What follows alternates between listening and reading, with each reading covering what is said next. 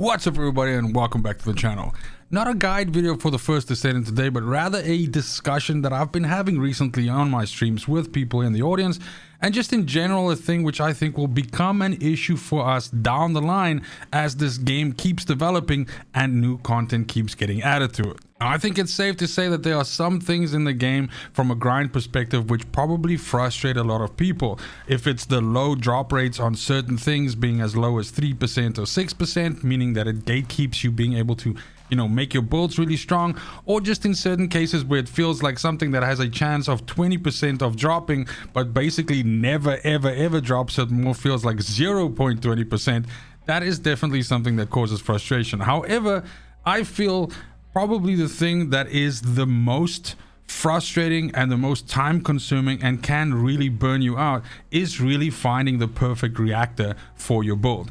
And that is because the perfect reactor is in many ways RNG on RNG on RNG.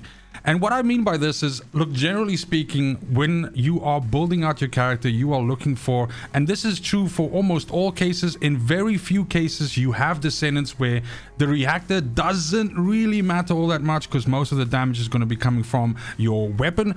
But in most cases you want to end up with an ultimate reactor which has the skill power boost ratios which are perfect for your build, and which has good substats which are being rolled underneath, meaning giving you additional damage to Colossus, or additional damage of the element that you're dealing, or giving you more cooldown, anything like that, whatever's important to your build. And then last but not least, and this is the real kicker, you want the mounting of the weapon to be matched to the weapon that you are actually going to be fielding. So in the case here, just using this one as an example, this is a frozen mechanics reactor. And so this will have a power boost ratio of chill and tech, meaning that hopefully those are the skill types that you want to be using with this build, or rather with this reactor. And then this has additional damage to Colossus, which is fantastic, and it has a chill skill power boost ratio. So all in all, this is, for example, a really decent reactor for VSR. The only issue is then we see that the optimization condition, the weapon mounting, is the last dagger, which is not, let's say, one of the best weapons in the game. And so this is phenomenal rolls on a reactor, and then you're like, ah, shit, the weapon mounting is terrible. So and how it works with ultimate reactors is that has to be the weapon that you actually have in your hand. Whereas when it comes to rare reactors, you can just have it as one of your 3 weapons and you will still get the 140. Here, if you're not holding the last dagger in your hand, you're losing an entire 60% of additional skill power because you drop all the way down to 100%. Now, you guys might be saying to yourselves, well, duh, dude, this is how the game works. That's life and that's the shit. But we have 2 problems, which one of them is causing this to be more difficult than it should be, and the other one is going to be something that increases over time and makes it more difficult. And let me explain.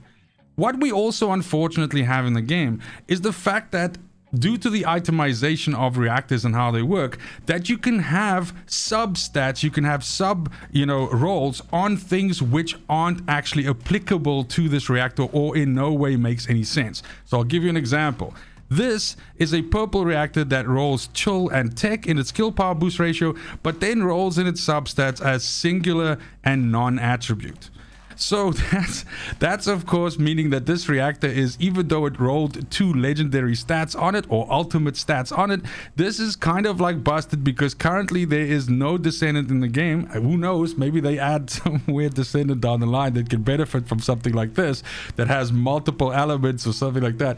But at the moment right now, there's really no way to make this reactor work, even though it rolled really good ultimate stats at the bottom. And if we look in, this is a trend that continues on. Multiple elements on one, and like this is fire and it is electric and it has fusion. So again, this is the thing. So because all reactors can roll all substats regardless of which element they favor, meaning it's a burning reactor but it can roll chill stuff, it means that from an itemization perspective, you have this additional layer of shit that you have to roll through before we even consider things like weapon mountings and all of that stuff. And that can really hurt you because the point is, because it's compounding RNG on each other, this can be something that you can get extremely lucky and right at the beginning get the perfect reactor that you're looking for, or you might just never end up with the reactor that you're looking for.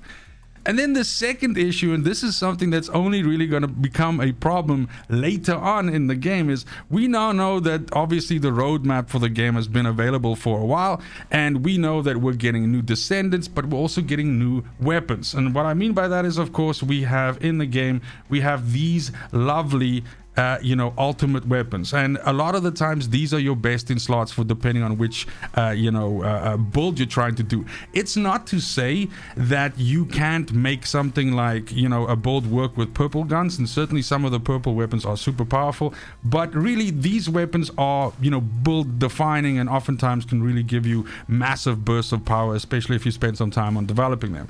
So just moving through the menu, if we go here to the weapons list, right, the point is when we talk about weapons mountings, right, the idea is that you want, let's say for example, you are building a body and you want a reactor that has thunder cage mounted on it, because that's the perfect weapon for you, and that's what you want to use when you are mobbing and when you're bossing and everything like that. So when you go out and you farm the perfect reactor, you're looking for something that not only rolls the right substats at the bottom, meaning additional damage to Colossus and yada yada, but you also want a thunder cage to come up as a mounting.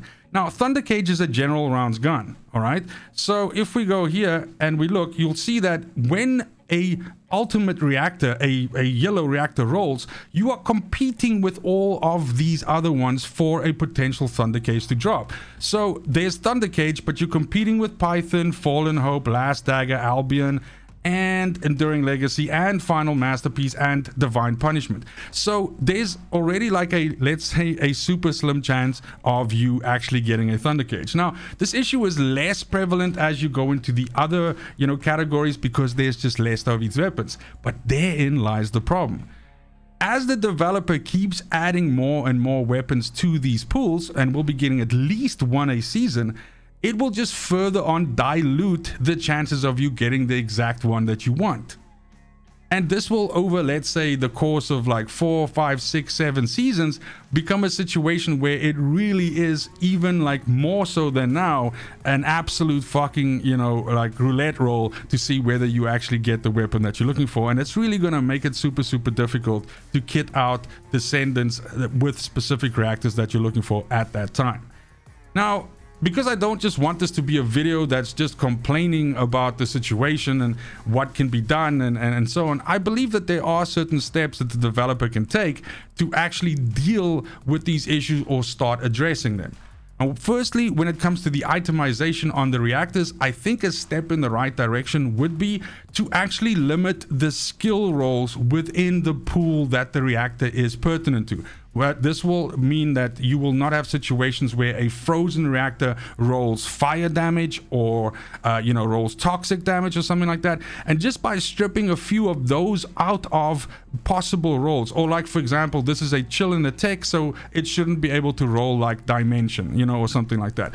That it will still mean that you have RNG, because you can still roll skill crit, skill damage, you can Colossus damage against the other factions, and then things like additional power boost to chill and tech, and all those things can still roll, but you eliminate these ones which automatically just break the reactor and don't matter.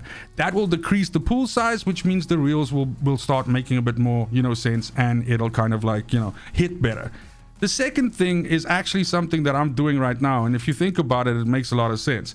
What you should be doing is you should be focusing a lot on reactors right now, and you should be looking at even descendants who you don't currently own and what the perfect reactors for them are, and you should be farming those right now. I don't know what people's priorities are in terms of like what they want to get done before season 1 drops, or just in general what you focus on in the game.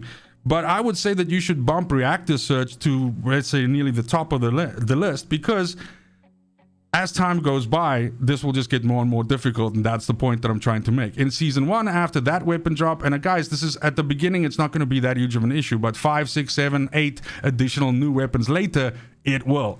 The point is that you should be focusing on reactors right now for the weapons that you have right now, which are super strong and are going to give you an advantage when you go on into further seasons. Of course, those new weapons, you'll mostly want them also on reactors, but that's a problem for when those weapons actually drop. So focusing on farming reactors right now should be at the very least a priority, and you should absolutely look at something like, for example, what I have on the screen here right now, which kind of like shows you which are the best reactors per character that you should be farming for. In other words, what I mean by configuration, you know, like what type. And you should be keeping an eye out for those. I know there's a lot of people that like basically play the game and they have you know, certain reactors that they're looking for, but they're like, fuck it, I don't have you know, VSA, so I'm not looking at chill reactors, I don't give a shit, and they just like, you know, dismantling those. And you should absolutely be keeping your eye open for reactors for Descendants which you don't have, because that can only benefit you down the line, because they will be paired with weapons which you currently have and probably have developed quite well. And then last but not least, I think it absolutely makes sense for the developer to consider the same way that they allow us to roll stats on our weapons and basically pay a currency to re-roll those stats and get the perfect roll by, you know, either going for crit or, you know, faster reload or, you know, anything like that, increased clip size, whatever the hell the option is that you're looking for, to actually let us do that on reactors as well, specifically allowing us to re-roll the mounting. There are some materials in the game, like for example precise ion accelerators and precision phase exchangers, which sees a lot less use than fine adjustment control access, which is of course used to re-roll your weapons. So you absolutely have some opportunity. I mean, even if they invent a new currency or something like that, but having a way for you to actually take a reactor that you have and having everything else that it be perfect, but having a non-optimal or suboptimal weapon mounting, allowing you to pay some form of a currency to roll this at a chance of landing on the weapon that you want it to be within a pool or something like that. I doubt they're going to create a situation where you can roll and pick the weapon, because that would just be, I mean, I don't think we live in a fairy tale world where we get that kind of present, but allowing you to re-roll into the pool and essentially getting the weapon that you want, because that would just be another way for you to find a good reactor. It has everything on it, it's fucking fantastic, but then it's aiming at like the Albion cavalry gun, which fucking no one wants to use, and you can actually roll it onto something cool like a Thunder Cage or an Enduring Legacy. But that's it for the video. Thank you so much for watching, especially if you made it this far. Just some food for thought. These are things that I think about in the game. It's a game that I really enjoy, and generally speaking, when I enjoy playing a game, I think about its longevity and you know, keeping players in the game and keeping it playing, because of course that means that we will get more of the game. If people stop playing the game and move on because of certain things that are frustrating them and don't get addressed or don't get worked out or don't get made better, then of course it's not good for the health of the game and it goes away, and then I lose a game that I really enjoy playing. Let me know in the comments down below what you think about some of these suggestions and what you would like to add onto it, or what you think is a bigger fucking problem than what I just discussed right now. But other than that, it's just super important to me that you have a fantastic morning, afternoon, evening, wherever you are in the world. Till next video, fucking cheers.